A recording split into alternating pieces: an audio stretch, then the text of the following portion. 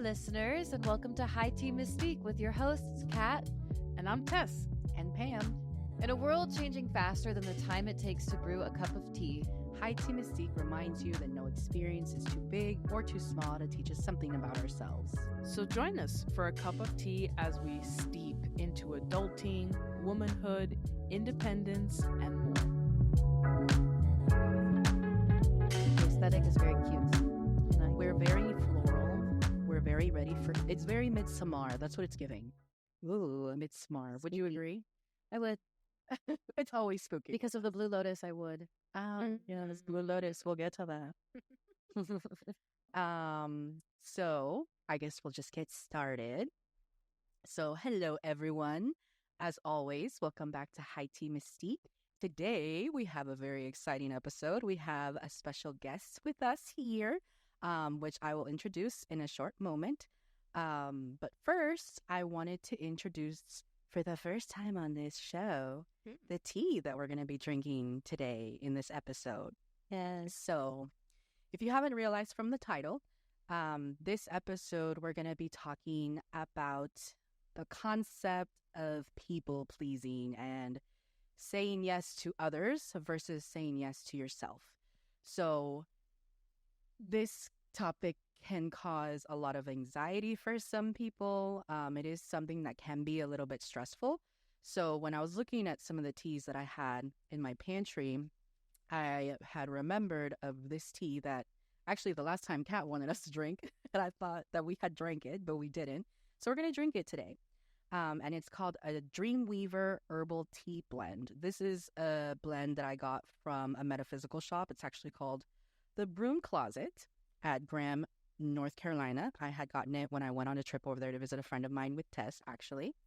And in this tea, the blend that they use is they have mullein, they have peppermint, they have chamomile, lavender, rose petals. I also had some loose leaf flowers that I decided to put together with this tea and mix it in. So there's also some blue lotus, and there's You always do that transition, Pam? calendula.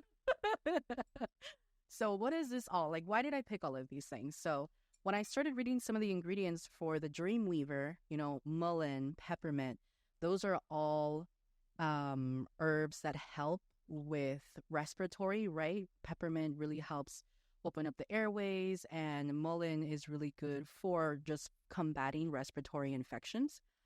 So I thought, the idea of bringing that energy of breathing into this episode would really, really nice to have. And then we also have chamomile and lavender, which are both known to help relax, right? Relax ourselves. If you've had chamomile tea while you're at nighttime or love smelling lavender, all of those smells. And when you drink them, they help relax you. And we also have rose petals. And rose petals have also a calming and soothing effect. And they also help soothe the mind. That helps with the anxiety and the stress levels, right? And then the fun little twists is, I guess first let me start with calendula, because calendula is also something that helps, right? It's anti-inflammatory. It's a really powerful herb, actually, if you're sick or anything like that, to take because of how anti-inflammatory it is. And then the fun kick is blue lotus flower. So what is that? We were actually doing some research because I had bought this blue lotus also from a different metaphysical shop in North Carolina on that trip. And historically, blue lotus has been used recreationally and medicinally, and it originates from, I believe we looked it up, it was Egypt, right? Mm-hmm. Which is similar to what the lady who told me when she sold it to me. That's how I was so intrigued by it, right? And it's in ancient Egypt, they used it in kind of two ways, because this is an aphrodisiac. But at that time, the lady, when she sold it to me, she also told me that Egyptians would use them in some of the drinks that they would make to help them with, what was it? That outer body experience. Like an awakening, a catharsis? No, the dream. Lucid dreaming? Lucid dreaming, thank you. For lucid dreaming, and almost kind of like a psychedelic, but not really, right? Like that was probably the aphrodisiac that was acting them up, making them act up. So that is the lovely tea that we're drinking for today's episode. And all of that to introduce the special guest for today. So, on today's episode, we have one of my best friends. We have known each other since middle school, you guys, 6th grade. So, we've been through the thick and thin. We've seen each other being all ugly and nasty with puberty. Yeah, we were never that ugly, never that nasty. Okay. Well, we're cute. Well, we were cute for having gone through puberty. And now we're full-blown women who have grown together and have learned so much together and have, learned so much about each other.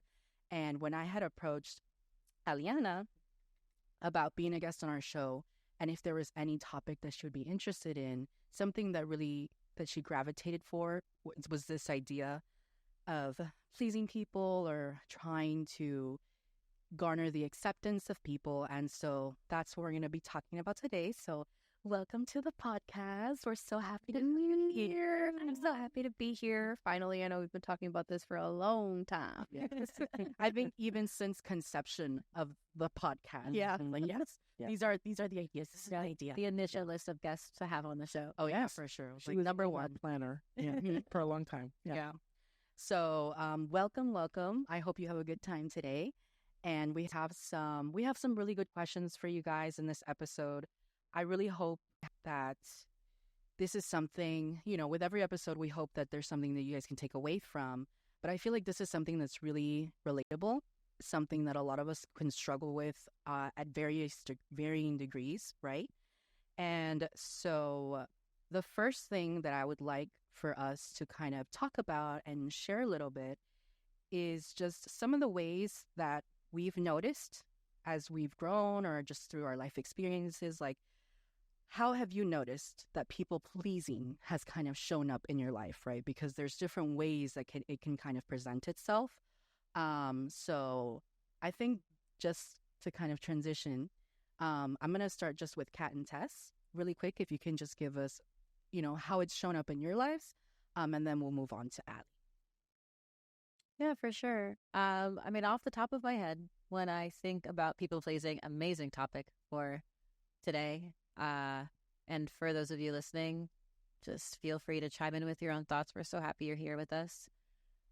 I think of my childhood. I think of, personally, I was always the youngest of my cousins, right? So like people pleasing in my family looked like, what can I do to make sure my cousins like me?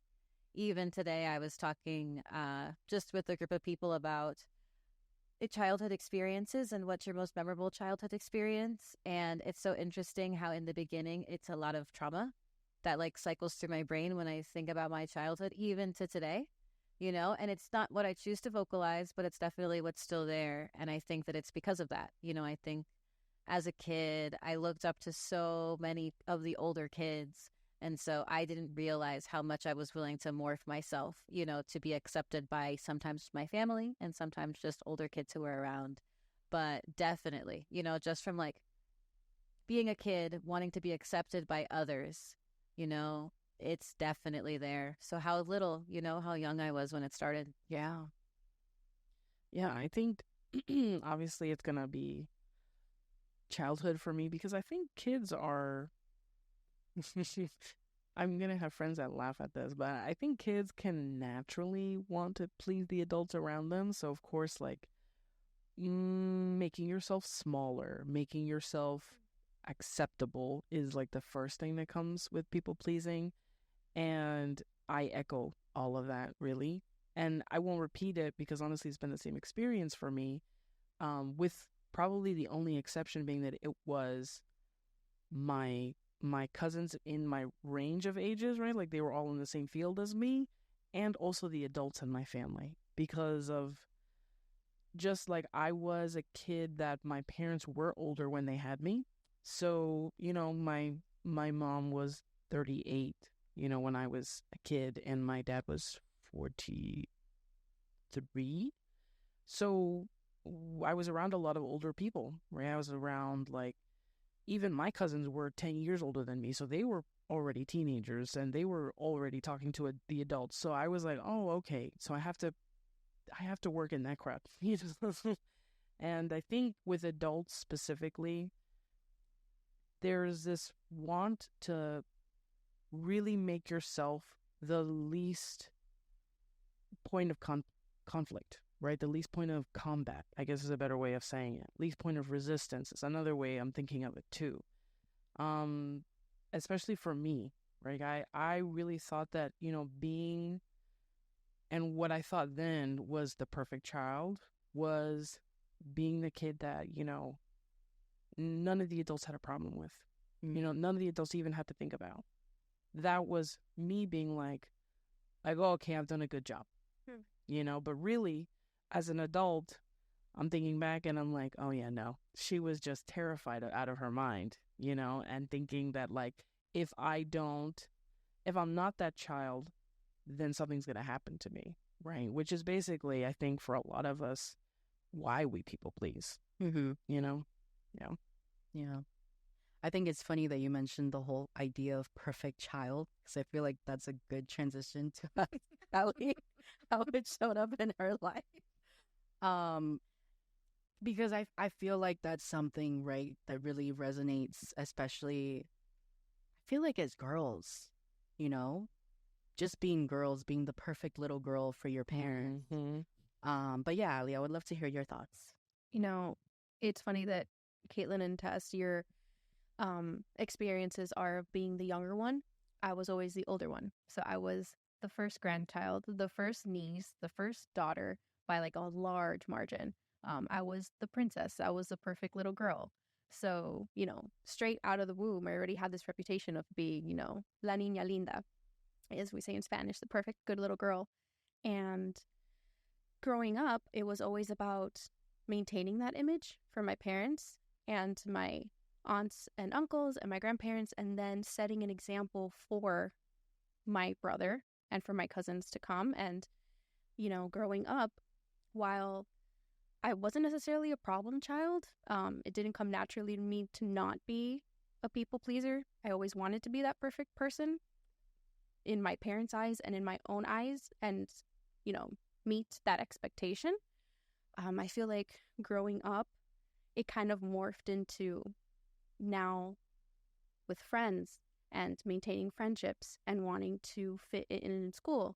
And, at home, you're this perfect princess who everybody loves and adores. And then you go into meeting other people who come from different backgrounds, who have different personalities, who you can either conflict with or meld with. I kind of just felt like I want to be that person that everybody loves. Because at home, I'm used to that. I'm used to being, always doing the right thing, working really hard. So I kind of wanted to do that in middle school and in high school. And in my mind, I'm like, I want to be the most popular girl. I want to be the one that everybody likes. So that is making sure you're maintaining friendships and not rocking the boat, and kind of, Tess, kind of like you said, melding yourself to fit in with everyone around you. So yeah, I think people pleasing is something that I feel like a lot of people feel growing up is really where the root of it all started. Yeah. I think it's interesting, right? Because you had mentioned the fact that you were the firstborn. So you had to set that bar. And when I think about, like, when I was hearing all of you talk, and the first idea in my head didn't even pop up of like where it originated, right? I was just thinking about in the present now, how it manifests itself. I'm sorry, but That's okay. We're another question we can talk about. Yeah, like I'm here to, dig into the area. Let's get into But when I think about it, I know that the biggest, and this, I will phrase it differently, right? It's not necessarily people pleasing. It's like seeking of approval. Definitely comes from the approval of my parents, right? Especially coming from a Latino Asian household where academics were held at such a high standard. One of the things that I always tell my mom, and she gets so annoyed whenever I bring it up, is, to the point where even when I was in middle school, I remember being so proud because elementary school was so easy. You just do a little homework packet, you're done, you're good to go. Most of it is playtime. So it was really easy for me to get straight A's then. Middle school, you start going through puberty, things are changing a little bit. They're trying to treat you, quote unquote, more as an adult. Oh, they're not going to accept this in high school when you get to high school. They're not going to accept this in college. So it was hard to kind of be that perfect A child, you know? And I remember one time coming home with my report card and I had all A's except for one B. Mm. And I was so incredibly proud and so excited to show my mom. And then the first thing instinctually, right, is like, but why is it a B? Like, what? Like, you were so close to getting straight A's. What happened? And I was just like, no. Like, you know, I know she had the best intentions with it, like making sure that I stayed focused on academics and all of that. But that's you know, like that's just something that then I started realizing, like, oh yeah, like I had those pressures. I mean, I wasn't the first child, I was the middle child, but I had the pressure of living up to the expectations set by my older brother and then setting an example for my younger sister. So it was almost like the worst of both worlds. You're getting it from all sides. Yeah. And it's, you know, and even thinking about it from like, at least Aliana's context, I know you have a huge family here. So I see where the approval that you get from your home from so many adults, right? How that translates to wanting to seek approval from your peers when you're so used to getting that approval and that praise, and you're like, yes, I have to get it here too, you know? But when I was thinking about how it shows up in my life in terms of now, I had thought more in terms of how I found it's really interesting. Like, it's kind of like good and bad, because yeah, you should take different perspectives into account, but it's almost like I will purposely seek out and ask other people of their opinions because I don't trust my own judgment on things sometimes, you know? So it's almost that concept of, let me make sure I'm doing well, like being a good human being. Does everybody else see that this is good too? Or is this something that I'm doing wrong, right? It's almost a little bit different when I see Tesla. Because she knows it's true. And I've been on that council a couple of times. it is like, it's like my Knights of the Round Table. And so I seek a lot of that, right? And like, I feel like in one lens, it's really easy to be like, wow, that's so admirable. It's such a great thing to do. But on the other end of that, it's like, yes, but there's also a reason why I'm doing it, right? And there's a reason why I have to ask so many people. And it's because I've understood that means there's a certain part of myself that I'm not truly trusting. And that's why I'm trying to get the opinions of other people, right? Because you kind of second guess your actions because of that. The idea that, especially if you've been raised to be that good person, good grades, be the good daughter, it's almost, it becomes a part of you. You know, I feel like it's something that's really hard to escape from.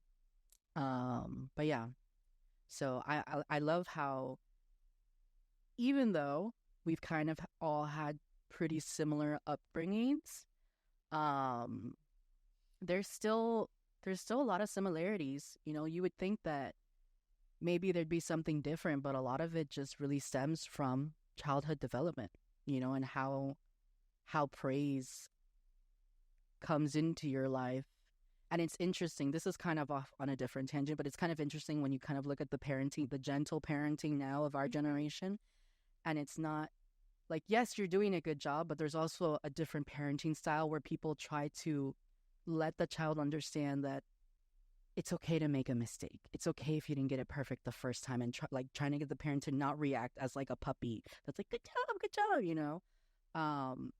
So I'd be really interested to come back and touch base maybe when we have kids and see, do we notice anything that we see? Because I wonder how that kind of translates to how, you know, how we might feel, how we might approach things differently from our parents when they were raising us. Oh, yeah. You know?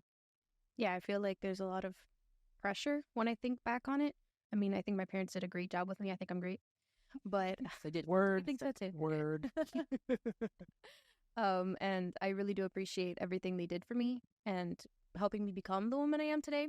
But yeah, when I think about exactly what you said about not trusting your own gut, I feel like in my adult life, I have struggled with that in, you know, in different points in my life where there's this box that I was in, that I currently still kind of am in, of what's expected of me, the route my life is supposed to take, things I'm supposed to do, the way I'm supposed to act.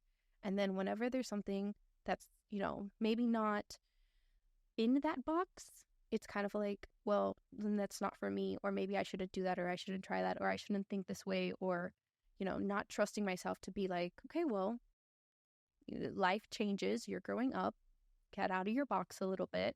And I think that's where it comes in. You're asking all these other people, should I do it? Should I not?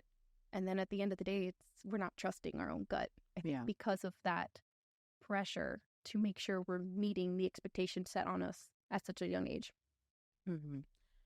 Yeah, and honestly, that kind of even goes into the second question that I had for today, which is we all, I feel, kind of answered, but I would love for us to expand on it. Is, we've identified and noticed that it's really stemmed right from childhood and approving parents, but knowing that, right, like, and trying to reflect on why we think that is. Like, why do we think this comes from parents, but why do we still do that, right? Like, why do we have a tendency, why do you guys feel that we have a tendency to people please, for better or for worse? So, Tess, would you like to start us off? Yeah. It's funny too because I started thinking back to when I was a really good student, and I kind of always was, for I think the similar reasons that Ali's saying too, of when you have like a streak going, you're like, man, I gotta keep this going. It feels real good to be here. And it became very obvious when my brother was probably in third grade, and he was doing really bad in school, and I was in first grade, so I was barely breaking this system. Okay, I was barely in the room. And I was just doing better, and I think it just came naturally to me because, again, like, when you're growing up in environments that are telling you, listen to your adults, and listen to authorities and don't question them, and don't act out in front of them, it became like, second instinct, right? To just follow teachers, do the thing, not question that. There's no reason to do anything else because you haven't been told anything else, right? So then that was me. I didn't even think about it. But then I was like, oh, this is actually something that is kind of rewarding, especially when I'm looking over there across the bridge and my brother's not doing too hot, like, he's getting detention. He's like, it was third grade detention, like, stay here after school for like an hour or something. Mm-hmm. And I'm like, wow, this could really be something, And this is my career. This is Lizzie McGuire. Yeah. This is me and my 7-year-old brain like, wow, I could make a lifestyle out of this. And and it started turning into the fact where I was kind of isolating myself a little bit from my own brother. And I Wow. yeah, my household felt very lonely with like the loss of my mom around the same time. So, and then that started growing because, again, the stark contrast between my brother and me, him not doing well, me doing okay. And then I was like, oh wait, but like now we have nothing in common. So now it was getting, now my pleasing was almost aimed at him, because it started off as grades and getting attention, and then I was like, well, maybe I just shouldn't talk about it at all, because then it makes him look worse. And if there's anyone, funny enough, I will say I tried to please more than like my grandma or my dad, it's my brother. My brother he was 2 years older than me, and we weren't close as kids at all. I think we were close as kids can be. It wasn't conscious. It was like, oh, we're siblings. We just got to be around each other. Or as close as like a brother and a sister could be. Exactly. But it started turning into, I want to hide, like, who I am, to reforge something and have a bond between us, like, oh, I'm not just like a straight, like, I'm not the reason why you look worse, right? Let me just hide that part. So that we can have a bond again. And that was really difficult. And arguably, according to my therapist, I would say that never recovered. But in the process, But we're still in the process. You know, we're adults. Gotta hit that transition every time. Yeah. But anyway, you know, we're you know, speaking on past stuff, and honestly, my reason now became kind of like not so much pleasing as much as like hiding to please my brother, because that made him less of like a quote unquote failure, right? And no one else really mattered, honestly. I'll tell you that. Like I had a big family, but the people that mattered were my dad, my grandma, and my brother. And I would show my grades to my grandma like in secret in the kitchen. And like if my dad asked about them, like I'd go to his room and just drop it off and not really like give it to him directly. You know, I would just like leave it somewhere.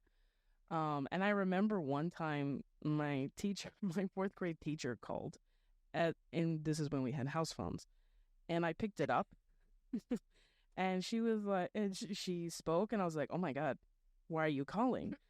And she said, I need to speak to your dad. And I said, about what? And she's like, it's fine. It's nothing bad. And I'm like, okay. And then I gave my I gave my dad the phone, and I was like trying to listen in, and my dad is very like non-committal. He's just like, and he turned to me. He's like, oh, she just called me to tell me that you're doing really good. I didn't know that. And I was like, oh yeah, okay. So I just left. So I was in a very, and trust me when I say this, really, as I say it in a very funny light, because it is to me. You know, it sounds kind of, I mean, it is detrimental to a point, right? Where you're like, you're not celebrating yourself. Mm-hmm. But I think to me, this was like, I know I'm okay, right? At school. Like, this doesn't bother me. What bothers me is the fact that like my brother doesn't feel like he can like have a relationship with me, because he's like dealing with so many different things, probably. You know, like he was older when my mom passed away. He was more aware of things going on. God forbid men show emotion in a Cuban family. So, you know, I was so concerned about that. And I don't regret that person per se. Do I feel like those habits, although they mattered with my brother because he's still very important to me, did they transfer over to other people who did not matter as much? Yes. And that's what sucks, right? What Ali said before. It was so good and positive for people you love and you care about, who still love you and care about you, right? But it followed you to the classroom. It followed you to the hallway. It followed you to texting a friend when you know this is probably not good for you.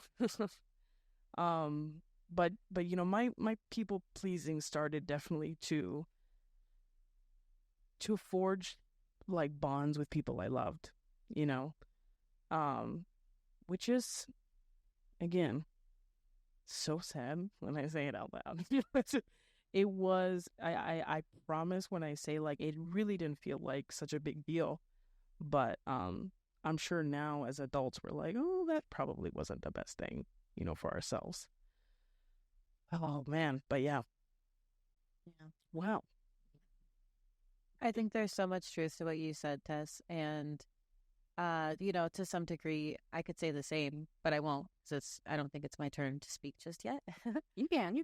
No, like seriously, I just want to say that you speaking on the fact that it's something that you're working on with your therapist to this day is exactly what makes this topic so powerful. I think that society doesn't help, you know, and us growing up at this day and age doesn't help, right? The fact that Tess had to say that it was a house phone at the time, because the difference from when we were children to who we are today is like monstrous. You know, it's literally a different world. And all of those things we used to laugh about with our parents, you know, having a pager and a beeper, it's like, well, that's us now. And the difference that it's created is a severe, like there's this opportunity to really connect with people, but then the opportunity to be let down because you're exposing yourself to the sight of a person that you're getting when they're not around you, you know, is it's this, it's a really sensitive energy, and it takes a really strong person, I think, to be able to exude honest and truthful energy without the other person in the room. And unfortunately, that's the majority of our relationships with people today. So how can you break out of the people pleasing when you're trying to stay connected with friends, you know, like 60% of the time, not even in physical form? You know, like, how do you people please when it's like, I can't get my friend to text me back?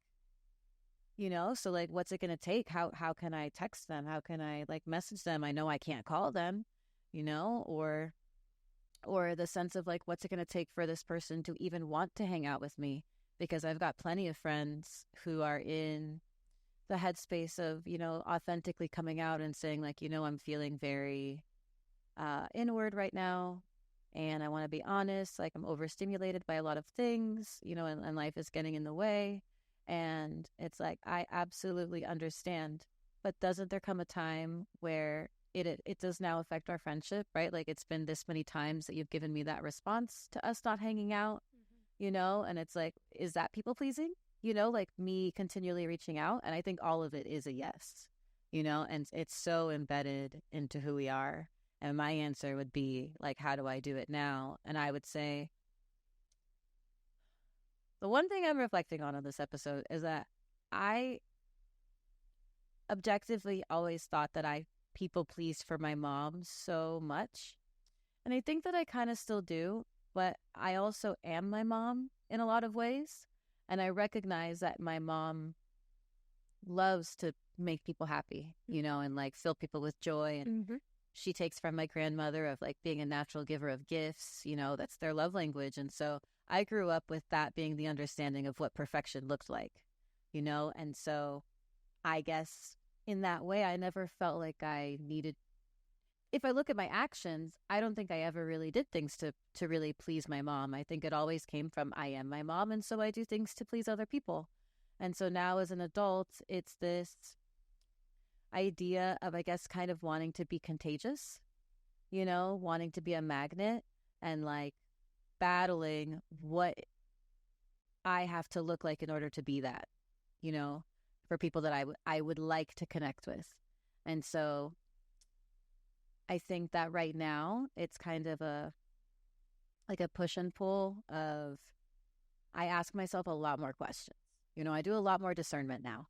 So if I feel like I could be in a space where I literally talked about this before we started our episode, right? Like I'm between two different things, you know, and I'm wondering like, what's my answer for both? And I've already seeked out advice from other people, then it's like, okay, I think I actually just have to throw everything away now, you know, and go back to my why and why I'm even in this space to make this decision in the first place. Maybe even say a little bit of gratitude, you know, and say like, why am I even asking other people to speak in on what could be a win for me, you know, and like recognize that I'm strong enough and I put myself in this situation for a reason. And that's kind of how I'm combating it right now, you know, and I let all of that kind of dictate where I go. Sometimes it's situations in life, sometimes it's friendships, you know, sometimes it's relationship, and it's tough, you know, but I think that at the end of the day, if I were to still like stay in the same place that I was, probably not even 5 years ago, then I would really just be surrounded by a community of toxic people who do not have my best interest at heart. You know, and I'm not saying that that's what my community looked like 5 years ago, but that's how I treated myself. And I'm so lucky that there were people in my life at that time who did have my best interests at heart. And when I seeked them out for advice constantly, they were speaking truth back to me, you know, but again, gratitude, right? Luck in life for that being the circumstance, because I can see now, you know, and have that extra gratitude for people who have been there, you know, and it's just, it's definitely a daily battle, you know, you gotta keep checking in. You gotta keep checking in with yourself. Yeah. How about you, Allie? You know, listening to you guys speak, I'm really thinking, you know, people pleasing, I think, has a lot to do with worrying about what other people think of you. And I don't think pleasing people around you necessarily is, a bad thing, especially if you're doing it out of true intentions to make people around you happy and comfortable and to be a pleasing, good person. Talking about how your mom and your grandma, I felt the same way about my mom and my grandma. I watched my mom be the perfect host, the perfect sister, the perfect mom. And it's, kind of what I want to be too. I want to be that person that makes everyone around me happy. I don't want to, be in situations where I'm the person giving the bad energy. So I don't necessarily think the people pleasing in that sense is a bad thing. I think it's when we get to the point where we're worried more about what other people think of us than what we think of ourselves. Like when Tess, you really you downplayed your own success to make your brother feel better. And that's hard. And you're doing it out of love for your brother and making sure that there's no resentment that's built, because that can bring, a really bad energy to the house and the daily life. But at the end of the day, you're putting yourself down. So I think people pleasing in that sense is really hard to find a balance of keeping the peace, but not sacrificing yourself. I know me personally, another reason why I find myself to be a people pleaser, because I have this anxiety, which Pam and I have talked to death about this over the years, is I have this, I don't understand why, anxiety of I can't handle people not liking me, or there's people out there who don't think the best of me, who don't think I'm a good person, who if I've ever crossed and I did the wrong thing to them, that they don't think of me as a good person. Those are the things that keep me up at night, worried about what people are thinking of me. And I'm coming to realize that it's okay. It's okay that not everybody thinks you're the most amazing person. As long as I'm happy with who I am and the people that are around me, I am pleasing them and being a people pleaser to them because I want them to be happy, and I'm doing it out of true intentions to keep my friends happy and doing things for them. I need to not worry too much about anybody who doesn't like me. They're probably not going to be within my circle. So I think it's going to be okay. Yeah. Because even to like what Caitlin was speaking to, right?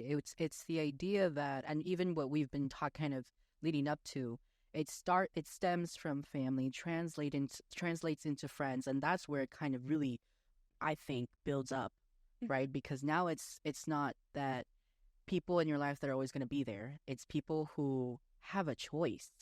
They can decide to leave if they want to. So that anxiety of, I need to make sure, like, to keep them happy, I want to make sure that they stay in their life, or they're so cool, or our own, right? Like we make perceptions of each other, of the people that we meet, whether we want to keep them in our lives or whether we think they're cool, especially when you're younger, and wanting to be a part of that group. And I think society, the way that they portray human interactions, right, social interactions, also doesn't help, because I like even hearing earlier, they're wanting to be that popular girl.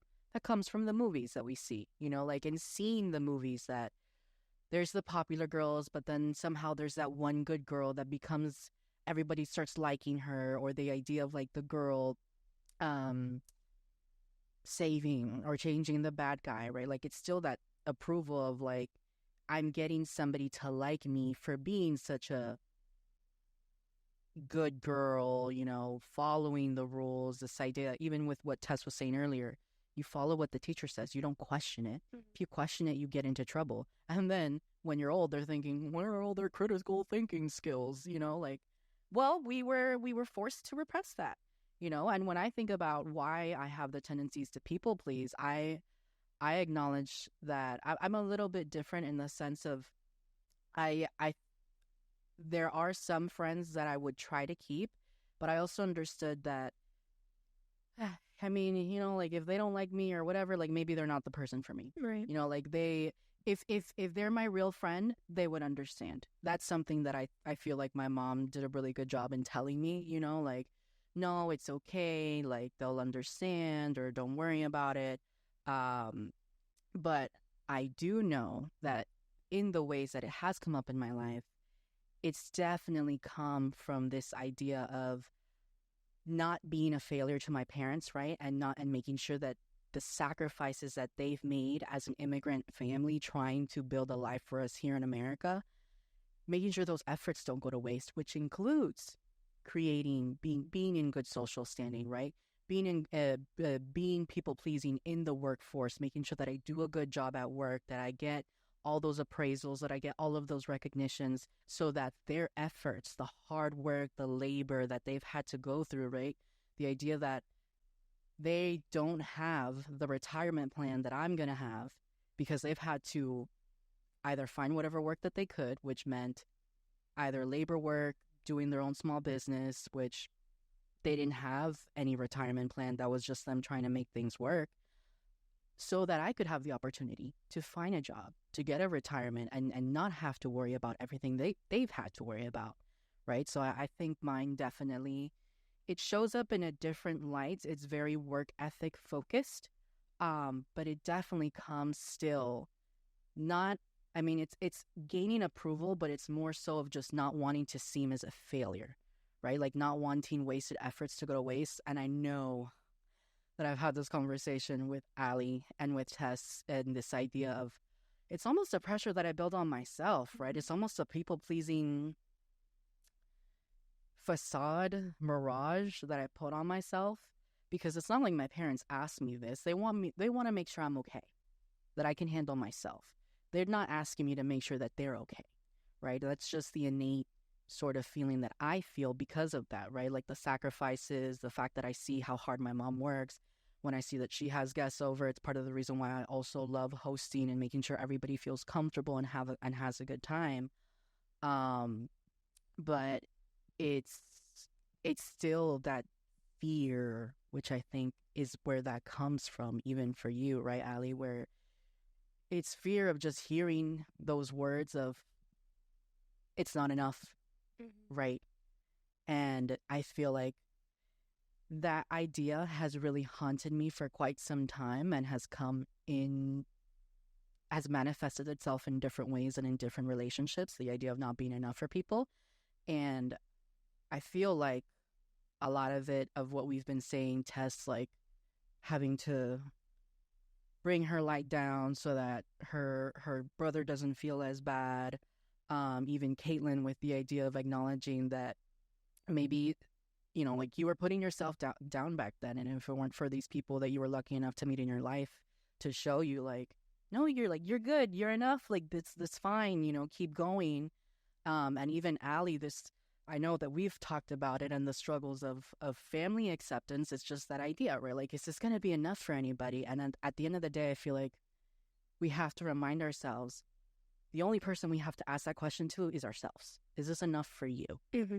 You know, are you going to be okay with this? Are you going to be happy with this? And I think this is a really good transition to something that I wanted us to think about, because at the end of the day, I feel like people pleasing, we all deal with it, but it still comes up and shows up in our lives in very unique ways that, until you hear somebody else's story, might feel very isolating and feel like you might be the only person dealing with it. So one thing that I kind of want us to focus on as we get towards the end of the episode is, number one, to think about how we felt after saying yes to someone over your own needs. So I really want us to kind of think about the feelings aspect, right? And kind of take a moment to, what's the word I'm looking for? Almost like respect those feelings, right? Give them the space to feel them. Because I feel that a lot of the times with people pleasing, we'll push that aside for the sake of others, right? Mm-hmm. So if you can think of when you've said yes to somebody else in a time where you weren't sure, you know, if, do I say yes to them or do I say yes to me? And when you said yes to them, like, how did you feel? So I don't know if anyone can think of a time that wants to go first. I know there's a hard. Yeah. Yeah, because, and I'm going first because I said this season not too long ago, that this is a real struggled, which is why the word of my year is advocacy, because I will be the person to say, yeah, that's fine. And inside, I'm like, it's not fine. Hear that meme? Everything's fine. Everything's burning. Yeah. And, it's funny because it'll be things, I'm going to separate people pleasing into a couple of categories because of what I've been hearing, right? At work, I'm 100% like, I want to be recognized, right? Because I guess it comes natural because like I'm away from those personal elements, and I'm at work and it's just this supervisor and me, and I actually have a joke with my boss right now where he tells me like, Tess, you kind of operate like you're on a 24-hour contract at all times. And I'm like, yes. I love that. So, and we laugh about it because there's other people, at work that are like this, and we can laugh about it because thankfully he's very conscious of that and does not take advantage of it. And he's always trying to calm us down, actually. But it is very innate. However, right, and it's innate because I feel like it's what drives me when someone's like, oh, that's a great project or this is a great idea. And I'm like, yes, gotta chase it. But then there's the other side of people pleasing where I would argue is completely deforming, of who you are, what you want, whether it be that day, whether it be in life. I suffered a lot of it in middle school, saying yes to, girls that I was around a lot, and they were my friend group, and I barely talked to, the one person that made it out, I barely talked to them, and that heavily deformed me in middle school to the point where I can see it, like when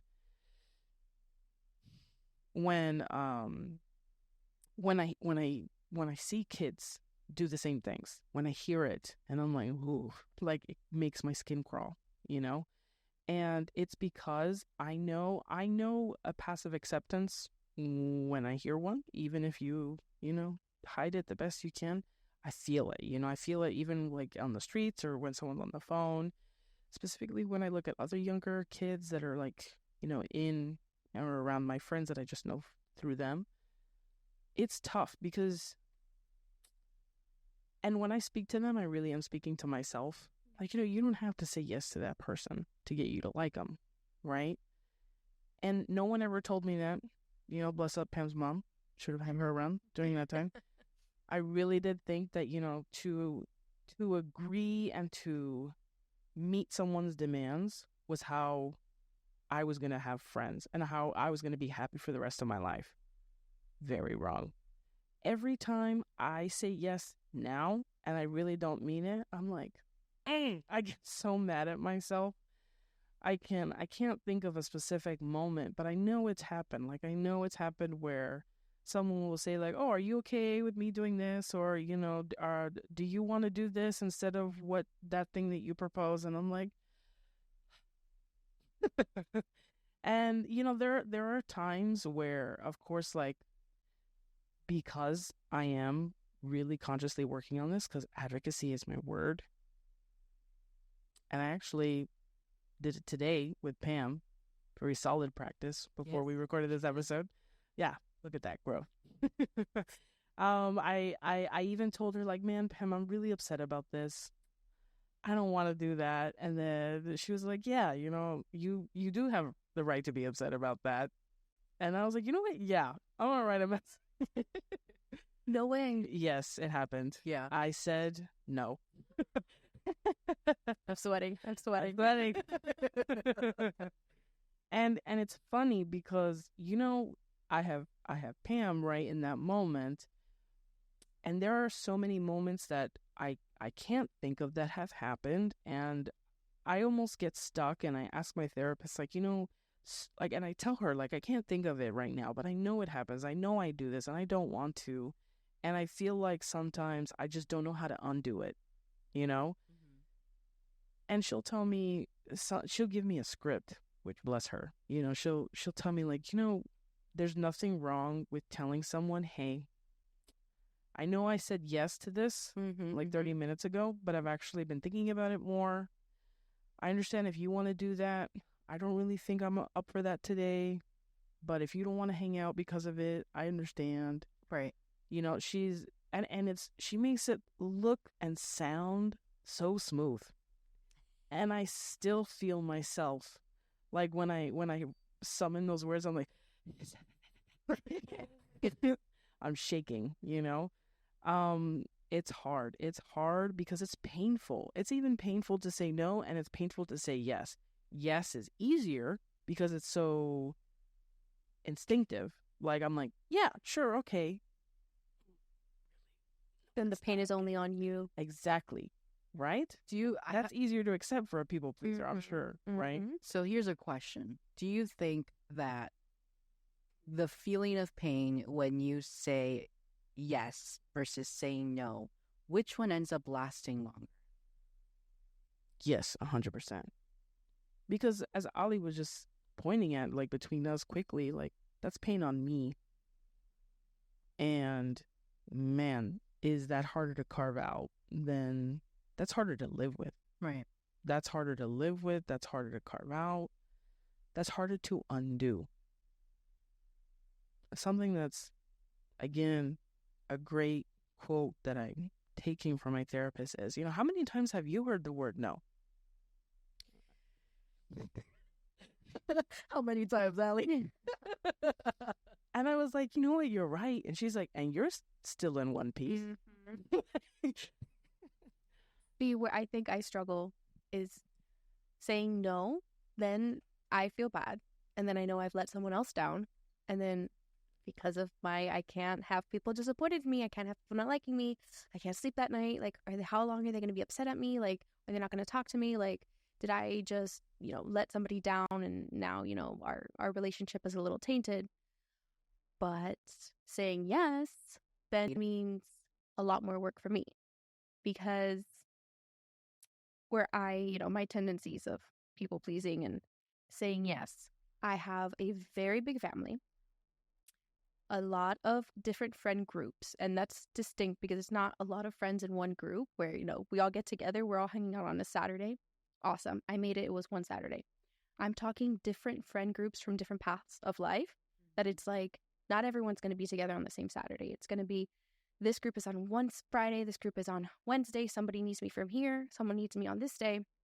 And I find myself so drained and so tired of keeping up with everyone. And it's not just, hanging out and showing up, because honestly, showing up, I think, is one of the most important things you could do as a friend, as a family member. That's just a scheduling issue. Then comes the added of, okay, but can you make me cake pops for my birthday? Can you write my personal statement for this or whatever? Can you edit my paper for here because I'm the writer of the family? Hey, can you come do my makeup for prom? Hey, can you and Gia, my husband as a photographer, guys, come take pictures of my 1-year-old, of my 2-year-old, of baptism, of communion? And it's one of those things where it's so many people asking of things. I don't want to say no to anything because, that's what I'm here for. I'm your friend. I'm your family member. I should be able to help you in any way that I can. But saying yes to everything and everyone, it's absolutely exhausting and draining. And then I find that I don't have time to fill my own cup and do things for myself. And then it's funny that you say, how many times do you hear no? Yeah, how many times? I don't ask anyone for anything. And I think that comes from knowing how it feels to get that text message of like, hey, can you do me a favor? Hey, I have a question for you. Hey, are you free on, 6 months from now for a certain thing? And then, okay, what is it? And of course, I want to say yes. And of course, I want to be helpful. And I don't want to let anybody down. I don't want to let my Thea down. I don't want to let my cousins down. I want to be the cool, bigger cousin that invites all the girls over for a girls' sleepover night. Even though, some of them are like 11 years old. I'm 30 over here and I'm still hosting little things for my cousins. But you know what? They asked and I said yes. But I'm exhausted. I'm exhausted and I just want time to read my own book. So I need to start learning how to say no sometimes and understanding that the no only lasts a little bit. And as quickly as I get over people saying no to me, they'll get over me saying no. Yeah. I think that's something that's interesting between the two of you is, and I'm sure, right, we're going to hear it even probably between us, between Kaylin and I, is the idea that when these inquiries come in, like, they're questions. Like, when you said it, like, do you mind if, do you want to? Mm-hmm. And so I think it's important to acknowledge, like, you know, like, can you? I think it's important to acknowledge that's like, it's not a commitment. You know, these are people who love you and are asking because they want to see if you can, right? And I think it goes back to the way I kind of feel like if they truly love me and they're my family and they know I do so much for them, Right. if I say no this one time, like, they're not going to die, you know? But then it goes back to, but then I'm not enough. I didn't do enough. That one time, the one time you say no to me contradicts the a million times I said yes. So I could have said yes to my cousins a million times for doing a million things. And then the one time I say no, I feel like I don't do enough for them. I don't know. But why? Why do I feel that way? I mean, we're going to have to bring a therapist on the show for the deep dive for those. My phone's dead, but Do you have your own speed Maybe dial? like a telehealth. Yeah, a telehealth lifeline. telehealth. Yeah. But Hello. honestly, I think that maybe a good reminder is that, right? Like, maybe I start experimenting with some of the smaller baby things to say no to. And do you notice any change in terms of how your family or friends, their attitudes towards you, right? Because the fear comes from they're going to react so negatively if I do this. Mm-hmm. Okay, but and I feel like I've heard this when I hear stories that people share from their therapist, like something that they ask them or whatever. It's like, okay, but what would happen if you said no? Or, you know, on the contrary, if you're like, what would happen if you said yes? Like, what would happen if you reached out and gave this person the opportunity to prove you wrong, right? Like, have you tried it? No. Well, why don't we just try it one time and see how that goes? You know. But yeah, I think the first thing that came up to my head was that the idea of exhaustion, because that's how I feel. Like, when especially because it comes from that work ethic part, it's like it's a burnout. You know, it's this idea that you, like how Ali mentioned, you can't fill up your own cup and you're here, you don't have any more water. So now you have to kind of like, I don't want to get graphic, but like, yeah, let me give you my blood now because I ran out of liquids. And that's how it feels. Yeah. You know, that's definitely how it feels. It's you're giving your blood, your sweat, your effort.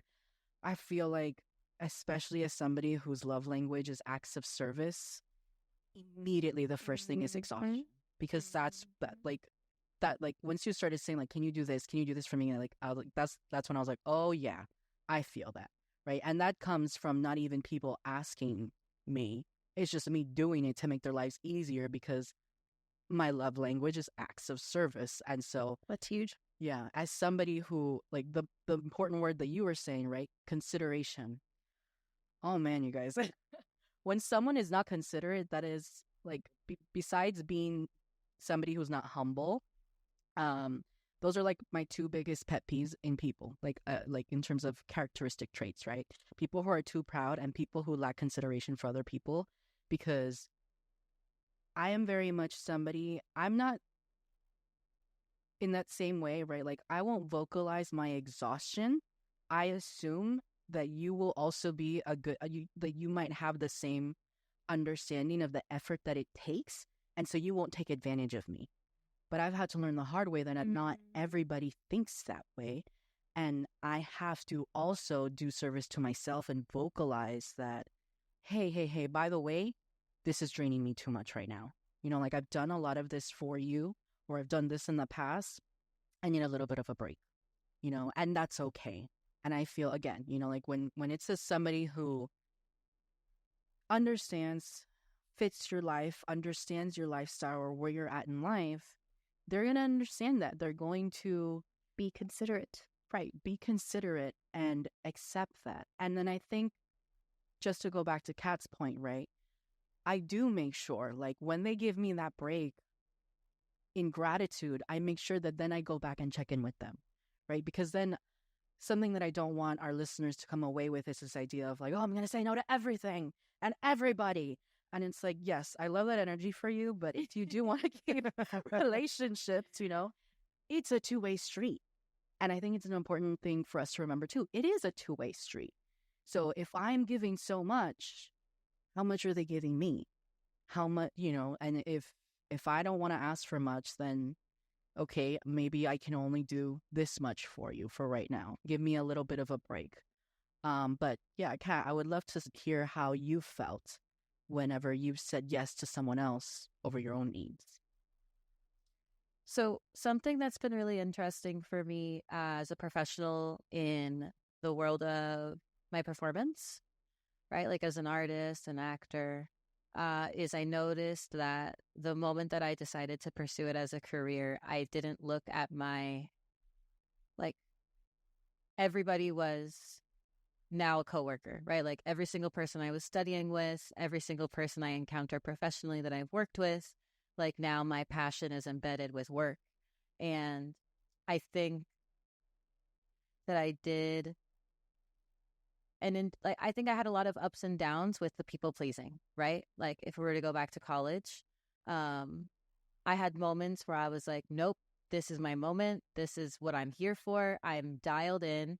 And I think it just had a lot to do with how I felt about the work that I was doing, right? So when I was at my best and I was putting forth my maximum effort, I knew that I deserved it.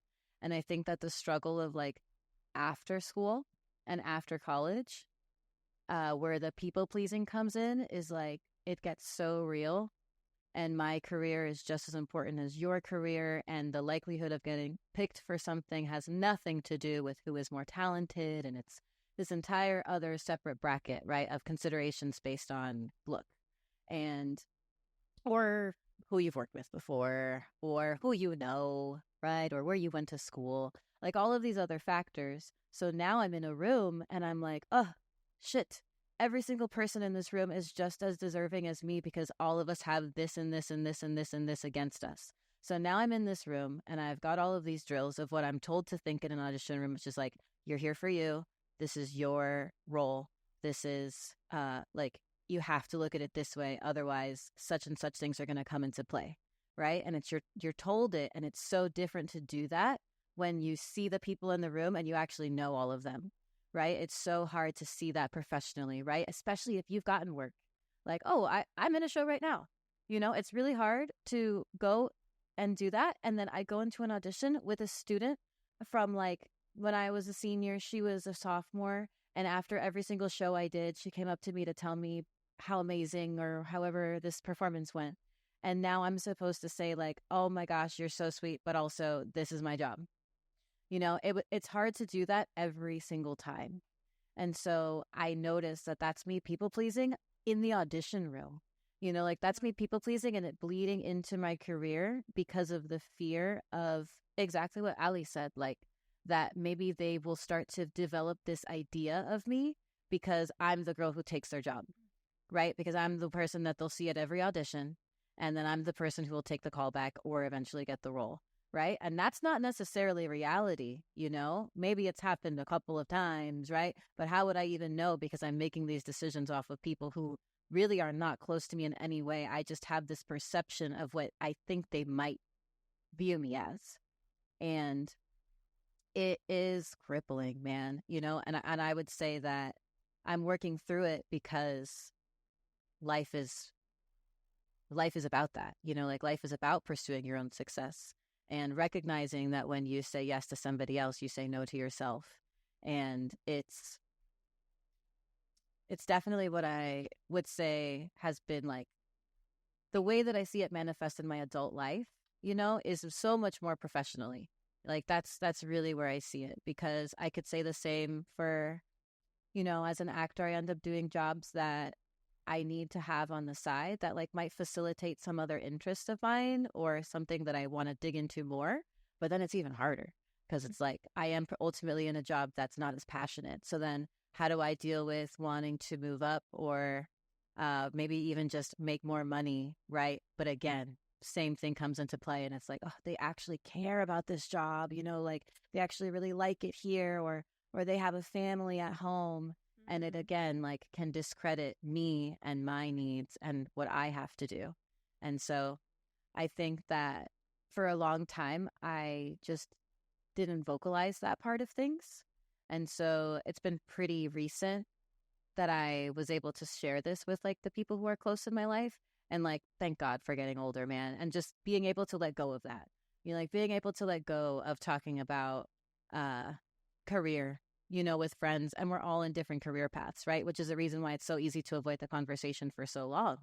But then once you start opening it up and you see how the people in your life who are the closest to you can sometimes be the biggest advocates, and you have no idea because it's this entirely separate part of their life. And so much truth has been spoken into me by those who are closest to me that lets me know that I'm on the right track, because we all have the same headspace, and it's just a matter of like tapping into that side of me. And when I do, it's so rewarding and it's so gratifying, and it definitely helps, because I would say that with it has come a lot of regret, right? Of like wondering like, man, I think I did give less of myself, and I know that I could have really done more, because that's like a different thing, but that I went in with a different energy, and I recognize how important energy is. So if you walk in with the energy of that you are not the number one, then you're not the number one. You just can't be, because you can still walk in with the energy of being number one and not get picked, or not be chosen or not be called. But everything you do is so important, and the energy that you hold for yourself matters. And you have to put yourself in the room, because if you don't, then people will not see you. And that is a feeling that I wouldn't wish on anybody. Yeah. And I'm glad you spoke a little bit on how you felt when you finally said yes to yourself, because that's like a perfect segue to the last question for today's episode, because I do want us to also take into account, right? How does it feel when we say yes to ourselves, when we fill our cup? Because I think it's so important to take a moment and recognize those emotions. And I'll start this one off. I feel like I have always struggled with the idea of being enough.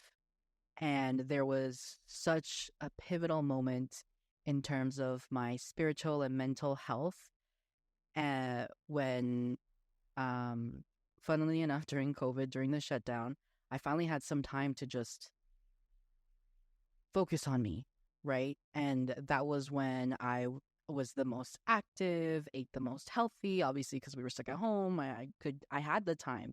I didn't have to spend all this time in a commute, so I could focus on all of those things. And then in part of that, I was doing a yoga video journey with Yoga with Adrienne.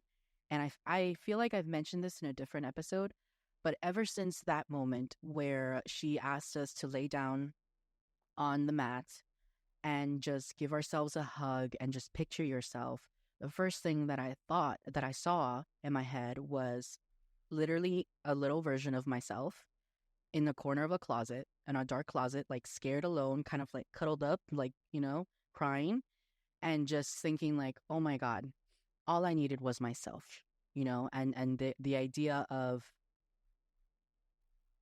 I'm never going to make myself feel this way or put myself in this position again, because I don't want, I think it's really easy to see other people, and especially with kids, you want to make sure that they're okay. And so having that image of myself as a child and seeing myself kind of scared, alone, trying to find someone to help me, really helped me put into perspective the idea that, like Tess said, I have to advocate for myself, right? I have to, like how you're saying, I have to make sure that I picture myself in that room, that I put myself in that list of considerations and put myself at the top, right? Because if you start going down the list and you think about all the people that you're thinking of, you'll never notice that you're not on that list. Or if you are, you're all the way at the bottom, right? And so that moment, that day where I saw that, I felt such a rush of love for myself.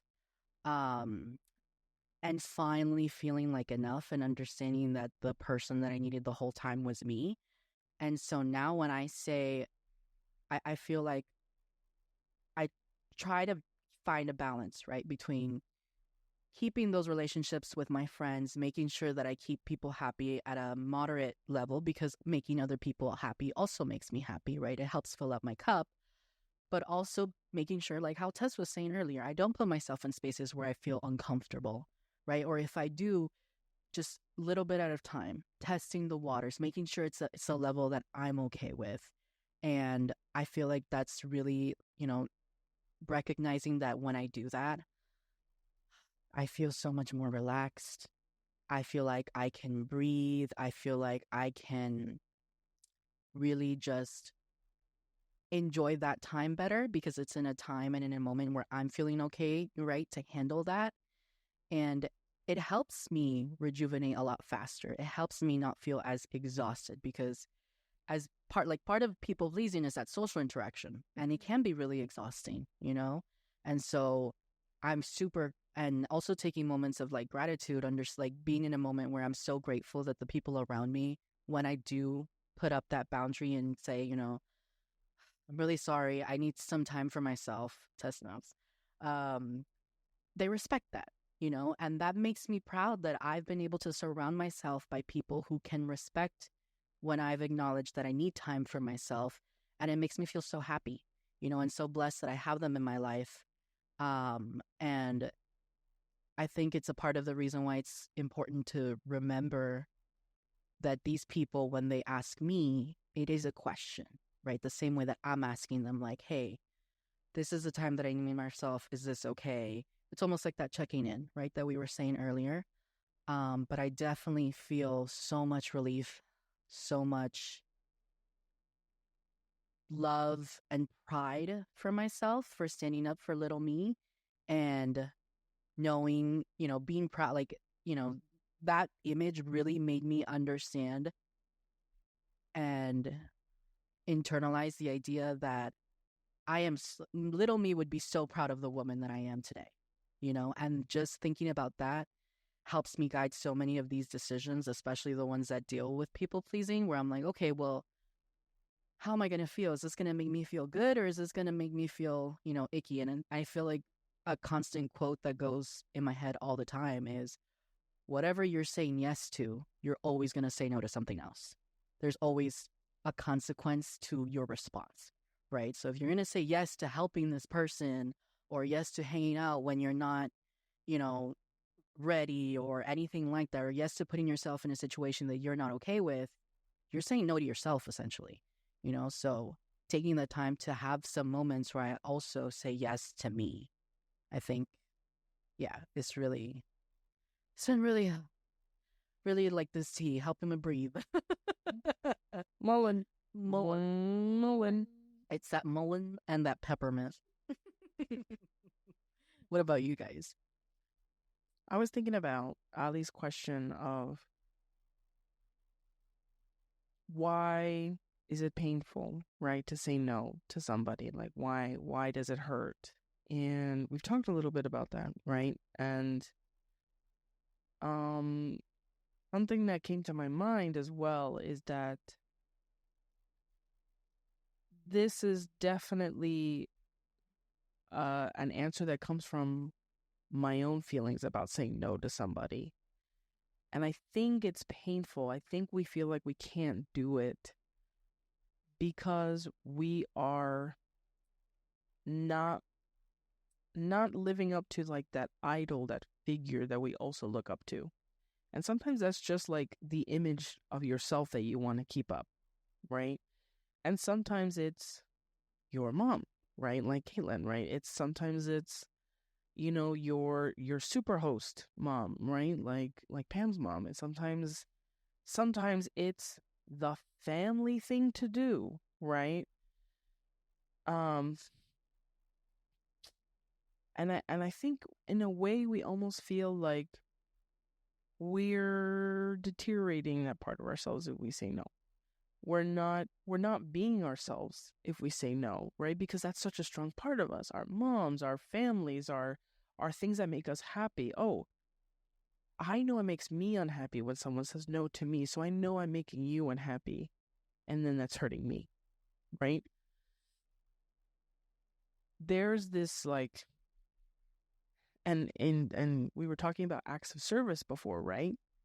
Well, what better way to like maintain, the thing that you love, right, by giving it to somebody else, right? And then when you say no, you're like, man, I'm not worthy of love all of a sudden because I said no, right? I didn't live up to the acts of service that I so crave, and I denied someone else that, right?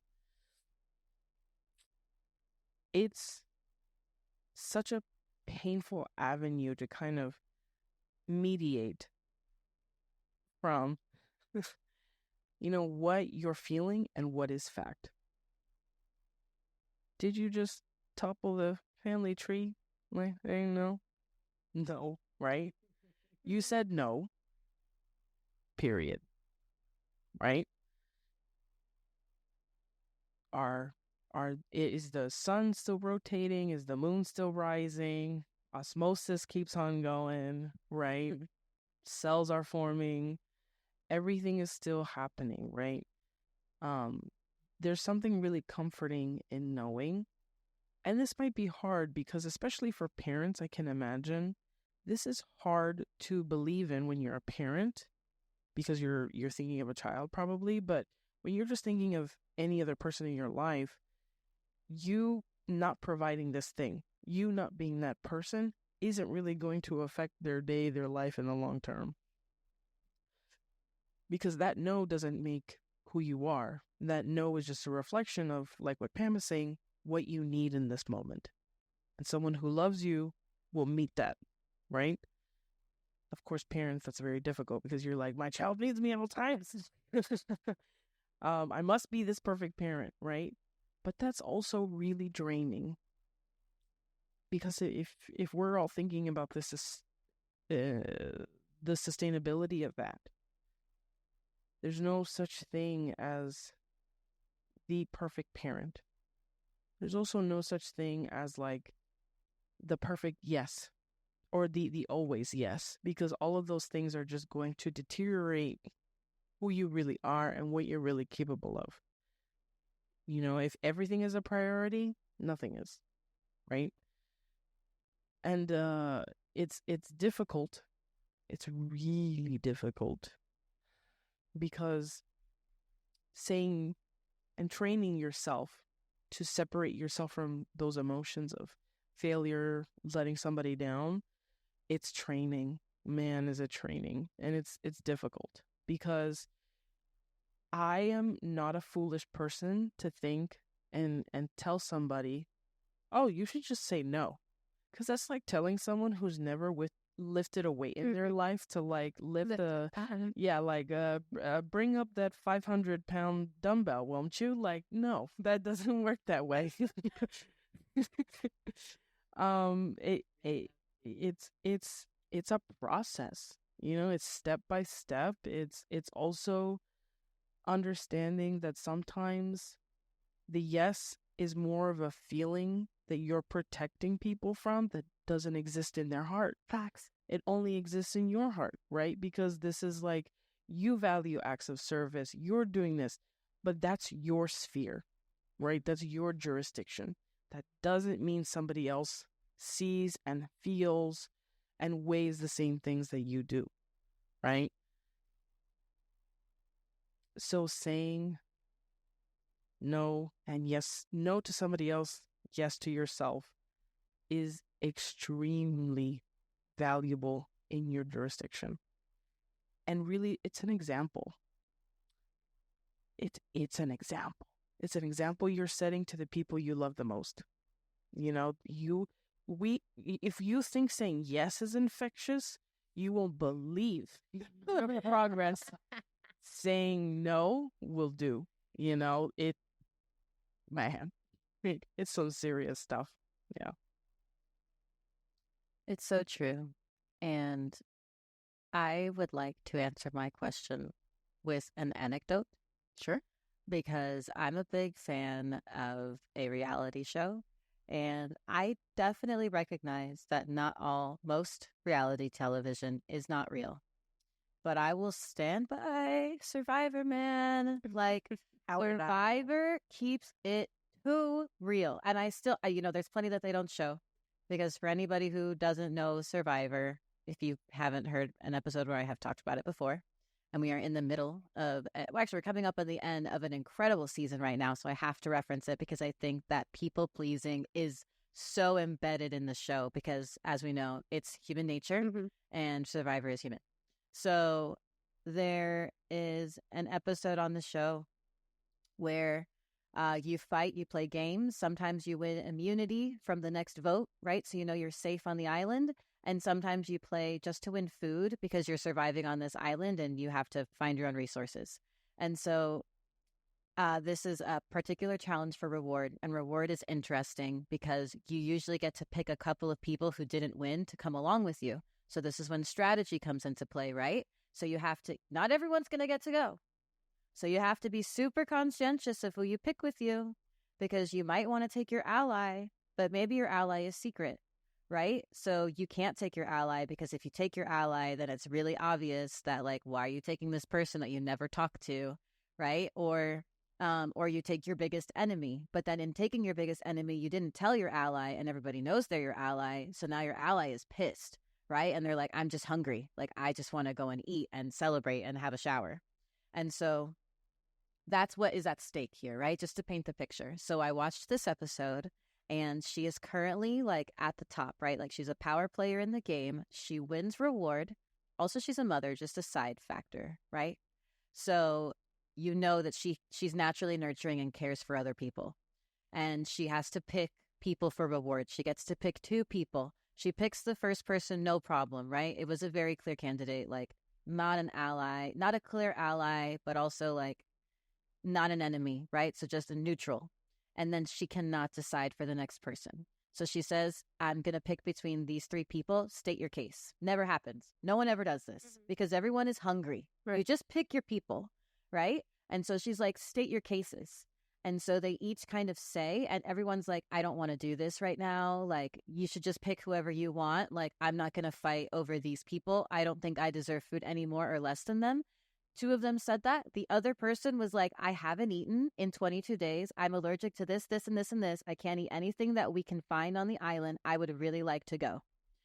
Then the girl who's picking, another like 60 seconds of silence while she considers. After this other woman has like pleaded her case saying that of the 3 of us, I'm the only one who cares to go.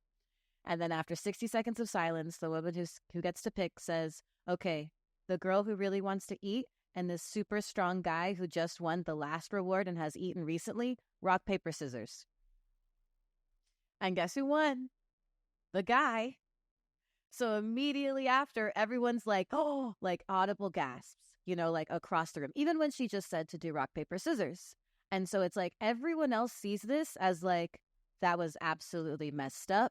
How dare she putting us together like we're Wes, we're playing a game, but you put us into this other little like mini game at your own expense when we're hungry, like we're fighting for our lives right now. And the woman was like, in her mind, she was completely torn, right? She had a couple of other things at stake with like why she wanted to pick that guy, that he was an alliance member for her, whatever. Right? She's bawling on the island. She cannot handle it. The pressure is just like getting to her. She says that that's literally the hardest thing that she's ever had to do before. And her circumstance was completely different. But because of her approach to it, right, which is the lesson here, like it's the exact reason why people pleasing gets you nowhere. Because when you pick things based on what you think people are going to judge you the least for, it's never going to work out that way. Because people are not what you expect them to be. So when you make a decision that's not rooted in your truth, it's never going to serve you and it's not going to serve them either, right? That girl just wants to get her out continually to this day, right? Because the game is still going on. She cannot let that go, right? No matter how many times the player apologizes, whatever. And like, that's been me how many times, right? Because I'm trying not to step on somebody's toes. And I end up in the process doing even worse because I just didn't address something, right? I ignored it. I said, okay. And then I'm also a Libra, right? Libra sun. And so I have a tendency to hold things in too late, right? And then I'm looking at Tess because she knows it too. Yeah. And then I was nodding. you just release it all, right? And then the poor person has no idea where any of this came from because you gave them a slew of yeses leading up to this moment.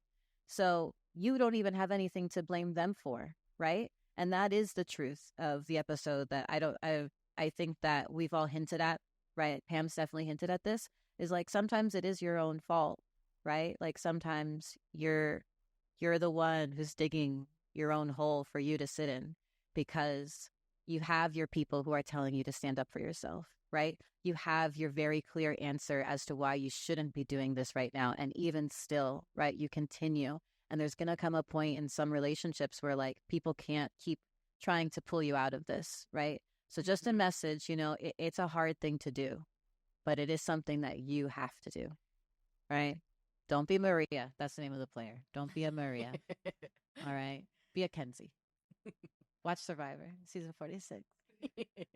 I think that's the perfect segue into my story.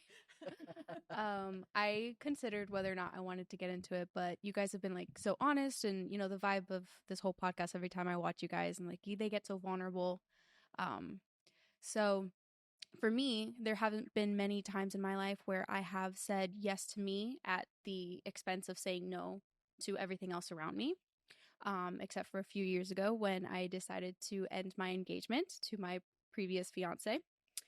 That, again, painting the picture here, I've already mentioned I'm the oldest of my family.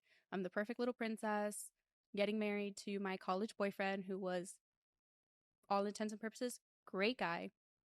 Still have a lot of love for him. From a group of friends, everyone here at this table, friends with him. And my whole family loved him, and I loved him too. Did I love him enough? No, but like to your point, digging my own hole and not stopping that train until it was almost too late.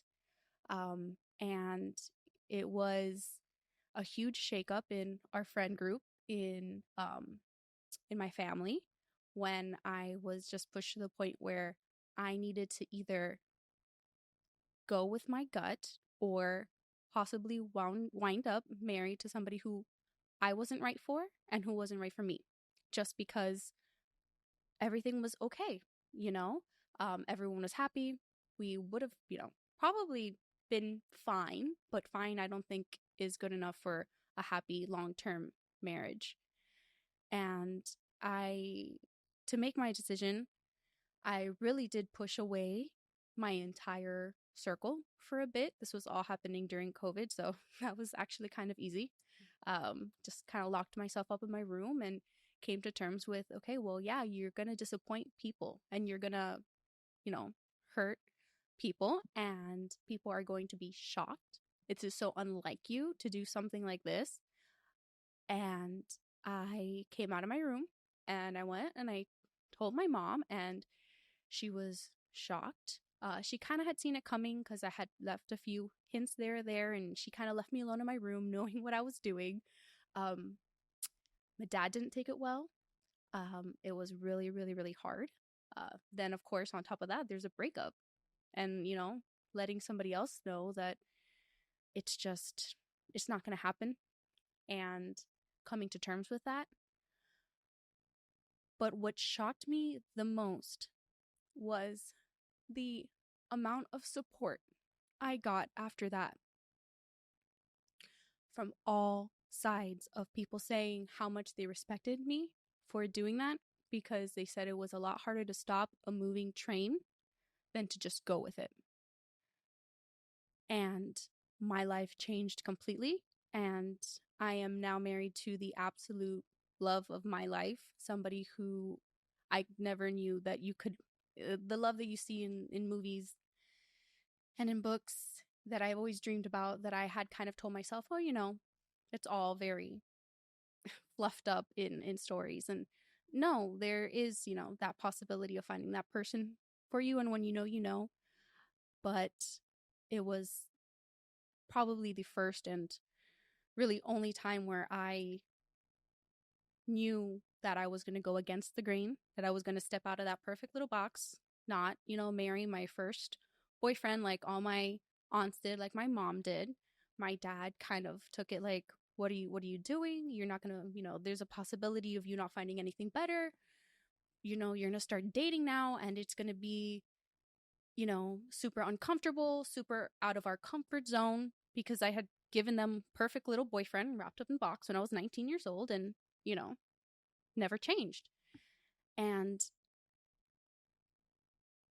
like I said, it was everyone calling me and telling me how impressed they were, how proud they were of me doing this for myself, because that was harder than just going along with it. And it's taken a very long time to kind of come to terms with that fact. And I, used to think back on that time and get like the sweats and just think about how hard it was and how horrible it was.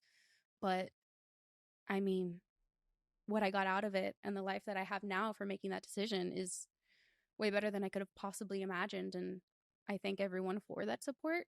Pam was a huge, huge person who helped me through that. And yeah, so it's really, really important to listen to your gut and start saying yes to yourself instead of saying yes to everyone else, because that's what's expected of you and what you're comfortable with. And that's what you're used to saying. So yes, yes, yes, yes. Okay, keep going, keep going. Sometimes we get stuck in that, and we need to stop, breathe, and think about how your yes will hurt other people in the long term. Because if I would have married my ex, he wouldn't have been happy. I wouldn't have been happy. It would have hurt a lot more than me saying no in that moment and saying yes to myself. I want to say something as someone who was an outsider during that time. I had just met Pam, maybe like, I don't know, 6 or 4 months right before. Like, I feel like one of the first things I remember Pam talking to me about is going to your engagement party and showing me pictures. Like, oh yeah, this is my friend Ali, this is her, fiance. Like, so I was like right at the butt of that. and then it was, and I had come to know Ali kind of like at a distance way, right? And then Pam like told me like, oh yeah, my friend Ali, like she just broke up her engagement. And I was like, what? And she was like, yeah. And I was like, oh my God, like that is, and of course, like coming to know Ali and coming to know the circumstance of it, I was like, that is the bravest thing I think I've ever seen someone do. Genuinely. And I tell that all the time. Whenever it comes up in conversation, I'm like, yeah, like that that hard ass shit, like it is like, it made you a motherfucking gangster, dude. Like that's super Kendrick. Yeah, that's super Kendrick. That's super Kendrick. And not to say that, of course, because there's still a lot of affection, and that other party is no like villain or anything At all. but it is difficult because you made a decision, just like you explained right now, that was protecting both of you, and of course that person might not have realized it, that person might still have feelings about it, but I think you 100% graduated the school of trusting your gut. And it might not feel like that, but people who tend to make those feats, it's proof that they're worth them, because they're always trying to, learn and grow and still learn from, trusting your gut. But yeah, genuinely one of like the bravest thing I've ever heard someone do. Thanks, Tess. I love you. Yeah. Me too, Ali. Yeah. First of all, I want to thank you for sharing that, because I didn't know if you were going to in this episode, but I'm really glad that you did, because that was a big no. Not even because of the circumstance, right? Like you're bringing off the engagement, but that's also a big no for your family, because you're the first person to stand up and do something for yourself. From what I've heard in terms of your family, they've all pretty much have followed the same standard of marrying the first person, of marrying to then live on their own and all of those things. And so, And that's not the first Cuban family to do that. That's right. very Cuban, by Yeah. the way. Yes, it's very Hispanic. Oh my God, yeah. In South America, that is the tradition, because the idea is that you put family first, and so until that happens, you live with family, you support family until you get married, and then you have your own family.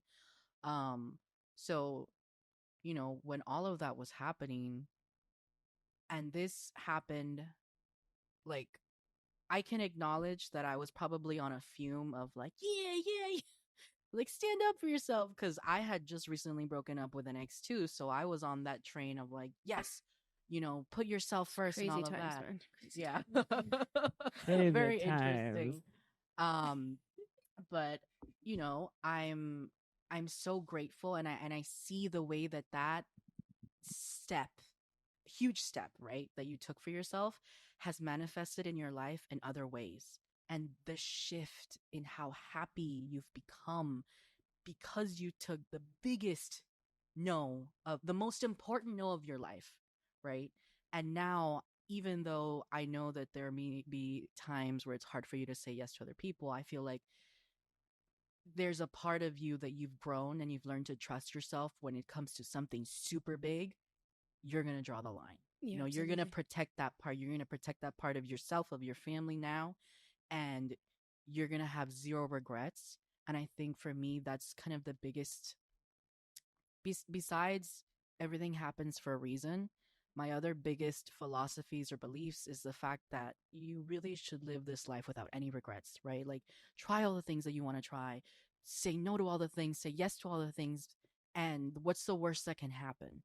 Like, really think about that, and going even back to Tessa's point of like, what is fact and what is just something that you're building up into your head, because this is the only life we have, and do you want to spend it saying yes for the sake of making your family happy and then being in a marriage that maybe you're not completely happy with, versus saying no, it was a hard time, but now I see your family and I see how happy they are because they see how happy you are, Right. and so that might even trickle into the rest of your family, right? With your cousins, and like being able to make such big steps and showing them that, you know, there is a different way, and there's a way where you can put yourself first, and it's not going to be the end of the world. And I think it's really easy for us to jump to it's going to be the end of the world. And I feel like it kind of starts maybe during our teenage years when we start learning some there's a bigger world. I don't think we learn yet that there's things bigger than us, but we learn that there's a bigger world out there. And so then we start diving into that whole of everything, any small thing is the end of the world. Yeah. And it's not, and it's okay. And look, it was a little bit hard. But now look at where you're at, like, and seeing the reward of putting yourself first, I think is something that is so amazing. And I'm so happy that you took that step for yourself. And I know that there was a lot of rough things going on at that time, and a lot of people saying a lot of different things, but honestly, it's true. It's something that I think when people look at it, they're going to, because it's a decision I don't think anybody can make for themselves, and not a lot of people can, because it does take a lot of strength and a lot of courage to be able to say, I can't do this anymore. I'm going to step away from the path and build my own. And then you see, like, everything turned out okay. Yeah, put yourself literally in front of a moving train like that. And that metaphor was very pointed for a reason. Like, that's literally the feel of the crash, like, but it was worth it. It was. Yeah. Talk about a no being just as infectious. I know for a fact, like, just speaking from me personally, I was like, when I heard it, I was like, damn, that's power. And it's power for all the right reasons. Like, this woman, and I didn't know Ali, but I knew for sure two very, very distinct and important things. She stood up for herself, and she knows what she wants. Right. Very infectious. Yeah. And stood up for herself in a context where, like, as she was saying earlier, in the eyes of society and what would make a marriage good, you found someone, they're a good guy, really successful career, you're not going to have to worry about anything. And so having to make a decision like that and weighing all of those options in your head, is something that I think, yeah, it was a really hard decision. I'm sure there might be people who might have feel certain ways about it, but at the end of the day, it was something that you, it's not, It's kind of hard to talk about it, yeah. even like when you're not in that. Like, this is something that I would say easier to comment on the outside than be in those shoes. Mm-hmm. Like, I feel like that's what trips your brain now. Like, it's so hard to talk about it because it's like, yes, but could I have done the same thing if I was in that spot? You know? Yeah, it shows. I mean, it shows the level of emotional intelligence and maturity that you had in your 20s. It's something that takes people until, I mean, I saw it happen to people in their 40s and 50s with so Mm-hmm. many children under Mhm. them, making this decision, and sometimes not even making the decision on their own, but it happening because of circumstances, right? Of like the circumstances that you were avoiding. Yeah. And it's, I mean, it just made you such a perfect person to talk about this topic today. And it's just going to be so inspiring to our listeners to hear this story, and everything that we've shared tonight, because we hold so much power. And I think that a lot of this just comes down to fear. And it's not really fear of the other person, it's more of like fear of your own power, fear of your worth, and like knowing your worth, knowing what you want because it's inside of you. And uh, I connect to it very much so. I almost feel too, it's almost a little bit of fear of making a mistake, because that's the idea. Like, I don't want to make a big mistake. What if this is the wrong decision? What if, what if I mess up and this one time I say no, it's like, that's it. That's the end of it with this person. And I think it's important to remember, and something I think that needs to show up in various places in your life, right? Mistakes happen. It's a part of the learning process, and it's okay to fall down, right? It's okay to get a little bit beaten up around the, like, as long as you're doing something to for yourself and to learn more about yourself, because, you know, sometimes you have to do something reckless to learn and figure out, I don't like this, or this isn't for me. Sometimes you have to do the brave thing and jump off that cliff and be like, no. And then figure out that there's a beautiful valley underneath. So I'm so grateful for this episode today. I'm so glad that you brought up this topic, Ali. I feel like this podcast and having just our friends in these interviews is such a beautiful way for all of us to kind of reflect and shine each other up, build each other up, and make sure we're all shining.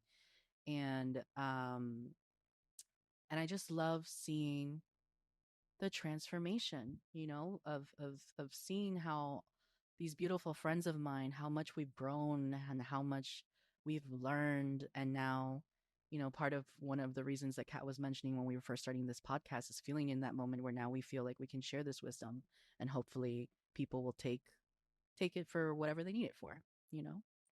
Yeah, we actually know a little bit now. Yeah.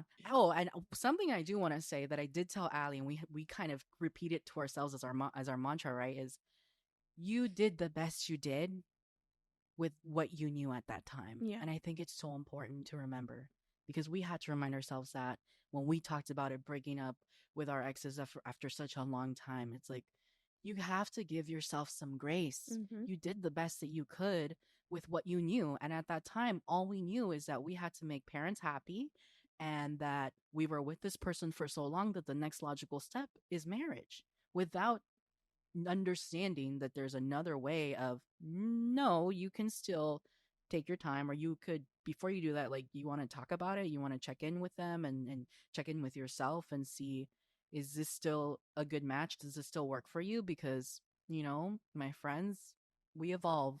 humans, we're always changing, we're always learning. Things that maybe aligned with us 5 years ago, 2 years ago, may no longer align with us now. And so take that breath. It's okay. If it changed, if you've outgrown people, if you've outgrown certain situations, that's okay. There's a whole other field out there for you to grow in, you know?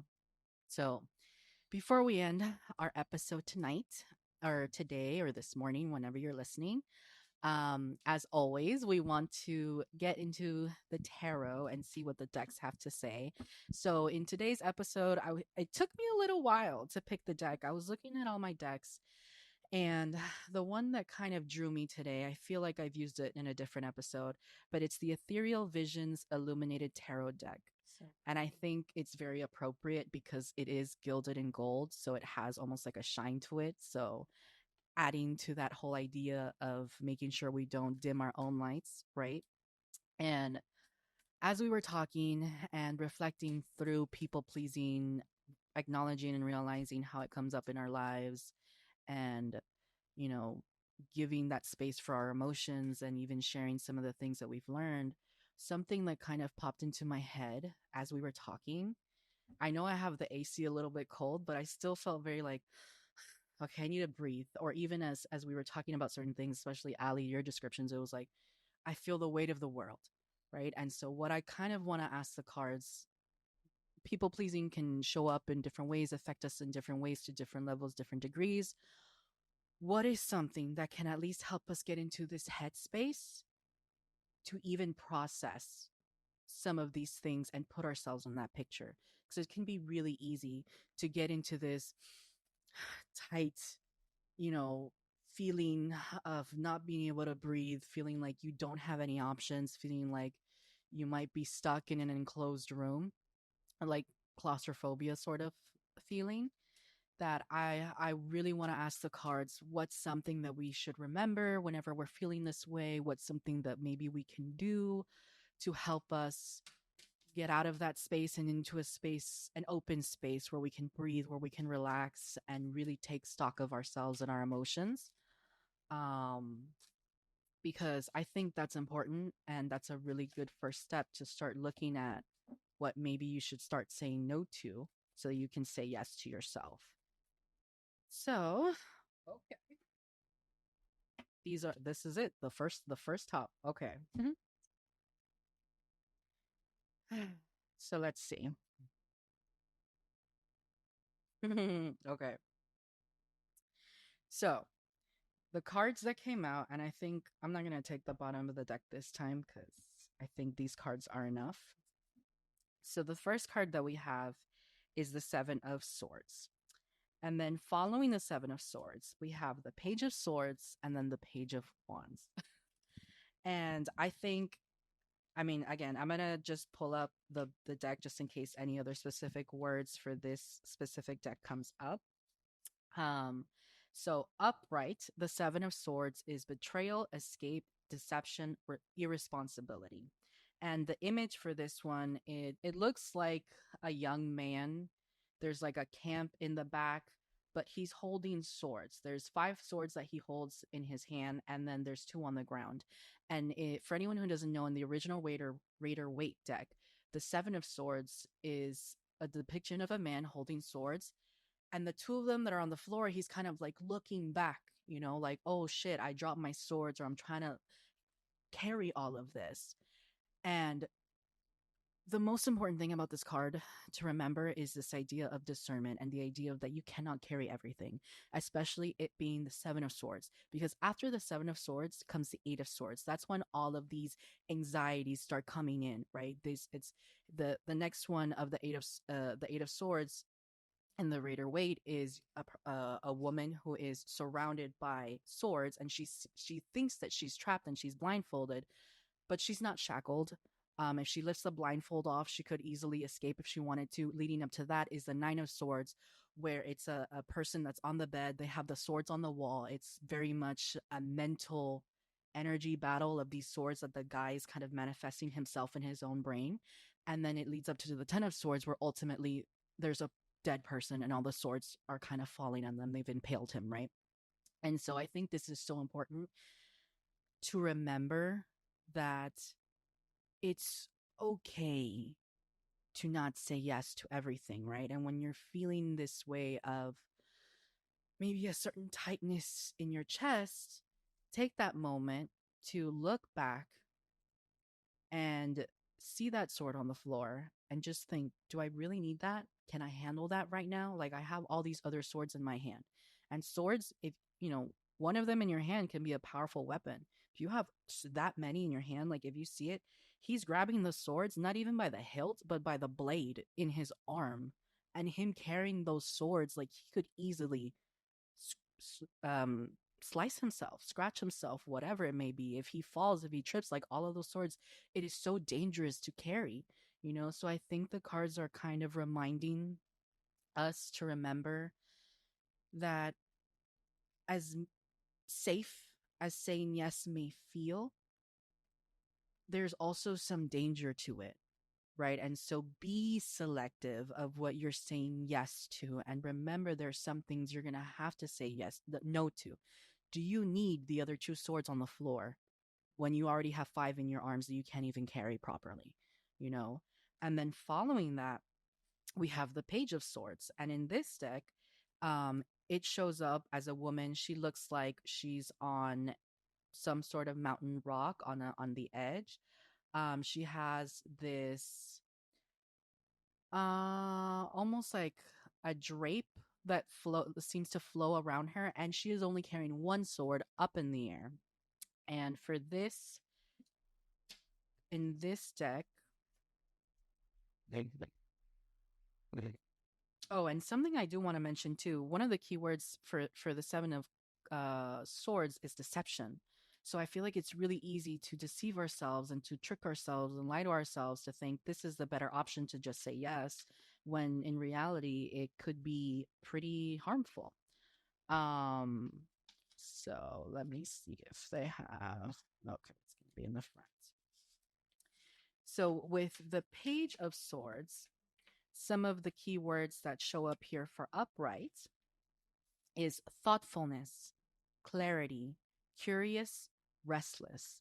So in the way that this is showing up on the spread here, it almost looks like she's looking down at the swords that the man has dropped, you know? And she's only holding one sword. So I feel like it's going to be a journey, right? Because this is the page that's showing up. It's not the queen, it's not the king. We may not be in a place where we understand fully our full potential, our full power, have full control or grasp of saying yes or no and that discernment. But I think this is a really good encouragement of understanding, like, it's not going to be easy and it'll never fully go away. And you might look back on it, but then take a look at where you're at, right? Like, how much lighter do you feel? Because even between these two images, you know, the guy, he has his own drape, his own kind of cape, right? It looks heavy, and they both have a cloud behind them, but he feels just a lot heavier, like he's carrying so much more weight. The cloth around him seems a lot more heavy versus the cloth around this woman who only has one sword in her hand. She's holding it by the hilt, and it's flowing behind her. It's free, it's breathing, it has life about it. And so again, kind of evoking what we were saying, right? Like, you know what will happen with yes, but you also don't know what's going to happen with the no. Like, it could be the best thing in your life, and you could feel such a weight lifted from your shoulders.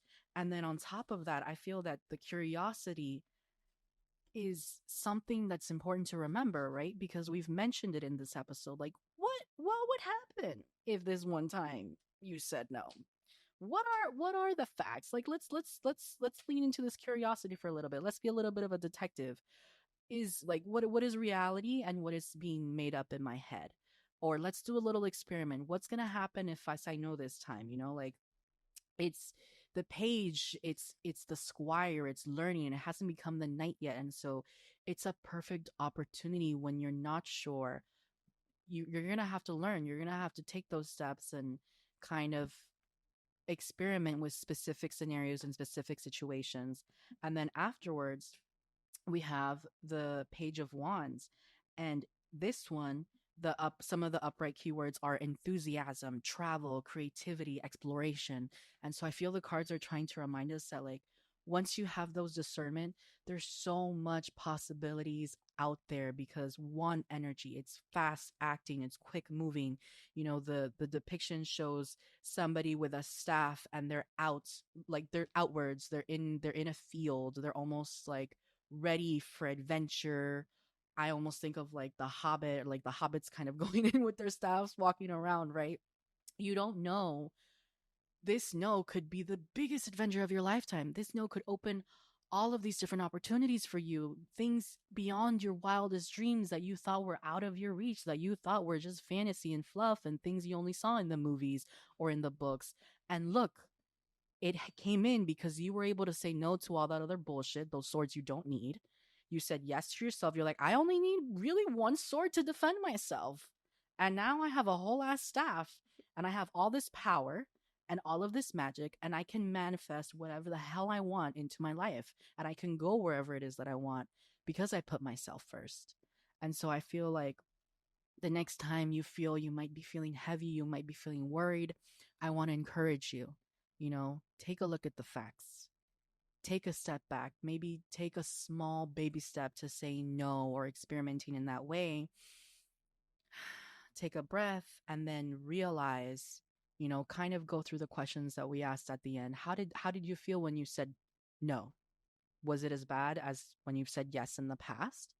And then that can kind of help you realize, okay, I don't need all these swords. I just need this one. And you're going to feel lighter, and you're going to feel better, and you're going to get better at it, right? You're going to get better at knowing when you can say yes because you have extra love, extra water to give from your cup, right? And when you have to say no because you have to take some time to refill your cup and make sure that you're re-energized so that you can give other people the best version of yourself. Because when you deplete yourself and you start over giving and burn yourself out, the other people end up suffering from you saying yes also, because they're not going to get the best version of you, right? They're going to get a very exhausted, burnt out, irritable person who hasn't had the time to rest and relax. So just take those into consideration, right? It's going to take some time because we're still missing a couple of cards here between the 7 and the Page of Swords, and the Page is what showed up. But it's not impossible. And I think take it as a fun adventure, right? Like try to shift your perspective on it, because the words and how you phrase things and the first things that come up in your head, they all start becoming your reality, right? Like your environment, the way that you speak to yourself, the way that you start thinking these thoughts, they become your truth. Not necessarily the truth, but your truth. So define a better truth for yourself. Define a truth where you put yourself first. And I promise you, everyone else around you, if they truly love you, they're not going to hold it against you. And on top of that, they're going to even get a better service of what you can provide, because now you're in a place where you're relaxed and you can provide for them and you're okay. But if you're not okay first, you're just going to end up following the path of the 7 to the 8 to the 9 to the eventual 10 of Swords. And you're going to burn yourself out. You're going to not be happy, continue feeling this heaviness. So, like the tea that we drank today, take a deep breath, like breathe in through those airways. Maybe if you need to go out, take a look at nature, because all 3 of these cards, they're all outside. They all have clouds around them. So take a moment, look up at the sky, look up at the ground, watch grass grow, like just take some time to sit in with your thoughts and put yourself first. Because as we've learned today, it is so rewarding. And all of those voices in your head that are kind of behind here, fight them, combat them with the truths that your loved ones are giving you, right? So that is what the tarot cards have for us today. And you know what? I said I wasn't going to do the last card, but whatever, I'll mention it. The last card is the Six of Wands, which is all about celebration. So, it's going to be good. It's going to be okay. People, like as Ali was saying earlier, it was not a reaction that maybe she didn't initially expect or even thought of, but people then were praising her, and congratulating her for her bravery. So don't start assuming the negative. Start assuming some positives as well, and just see which one ends up being the truth. So I'd like to thank Ali for being on our episode today and for bringing such a beautiful and important topic to our podcast that I think we really needed, especially during this time frame. And I do want to give a quick shout out for all of you listening. If you don't know, Aliana has a YouTube channel with her husband. It's called Book Date. It is so cute, so well done. I started reading more because of them. So if you're not a reader, check them out. Yeah. They give a lot of book reviews. It's really, I'm not a huge booktuber, so I'm not sure if it's already out there, but I find it so interesting and fascinating to hear the perspectives from the both of you. Because again, it's so much more varied. Guillermo himself is just very hilarious. Yeah. And I love hearing just what he has to say. What's going to come out of his mouth next? You never know. You never know. You don't. But I've already read some great books based off their recommendations. So check them out, give them a follow, subscribe to them, like their videos, and I hope that we get to have you again for a different episode. I will be here all the time if you guys want. This was so, Yes. so nice and so healing, like you said. And yeah, very beautiful space, guys. I love watching all your episodes when they come out. I get so excited. It's funny, I have you guys, I watch the YouTube versions of it while I'm working, and I find myself talking back. I love that. Because it's Pam, it's Tess, it's Kat. Like, they're not actually here. Wait. Sorry. That's awesome. Best compliment ever. Yeah, really. I love you guys. Yeah. Well, thank you guys for sticking out and hearing us, and we hope to hear you in the next episode. I will make sure that we have audio. We learn here. Mistakes are okay. Yes, that's right. But yeah, I hope you guys have a good mistake. day, morning, evening, whenever you're listening to us. And don't forget to take a breath. We'll see you next time. Bye. Ciao. Bye-bye. Listen to Book Date.